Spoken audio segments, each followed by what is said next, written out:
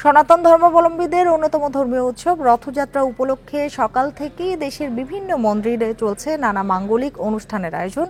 সে খবর জানাতে রাজধানীর স্বামীবাগ মন্দির থেকে যোগ দিয়েছেন সহকর্মী আদিলুর রহমান। রথযাত্রা তো শুরু হয়ে গেছে, যারা সামিল হয়েছে তারা কি বলছেন, আর এরপর আর কি আনুষ্ঠানিকতা রয়েছে? এখন জন্ম সনদ দিয়ে খোলো বিকাশ স্টুডেন্ট অ্যাকাউন্ট। নিজের বিকাশ নিজে কর।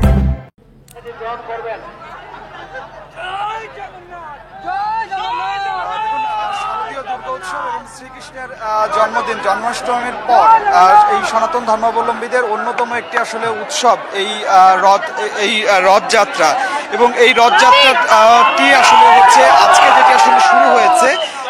এটি 9 দিনের একটি উৎসব, এবং এই উৎসবটি আজকে বেলা 3টা থেকে 3টায় স্বামীবাগের যে ইসকন মন্দির আছে সেই ইসকন মন্দির থেকে রথযাত্রার যে আনুষ্ঠানিকতা সেই আনুষ্ঠানিকতা শুরু হয়ে এই মুহূর্তে রথযাত্রাটি আছে যে ঢাকেশ্বরীতে কেন্দ্রীয় যে মন্দির সেই কেন্দ্রীয় মন্দিরে এসে পৌঁছেছে।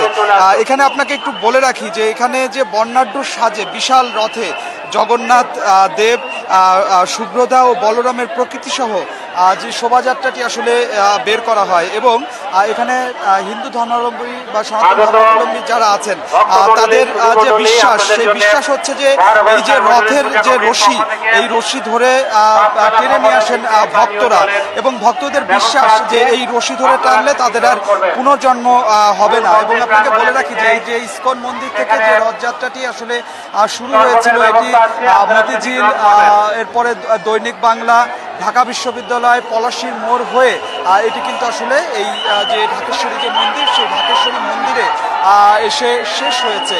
মূলত জগন্নাথ দেব তিনি এই রথযাত্রার মাধ্যমে তিনি মাসির বাড়িতে বেড়াতে এসেছেন, এবং এখানে তিনি আসলে 9 দিন অবস্থান করবেন, এবং এরপরে এই রথযাত্রার যে আনুষ্ঠানিকতা সেই আনুষ্ঠানিকতাটি আসলে শেষ হবে।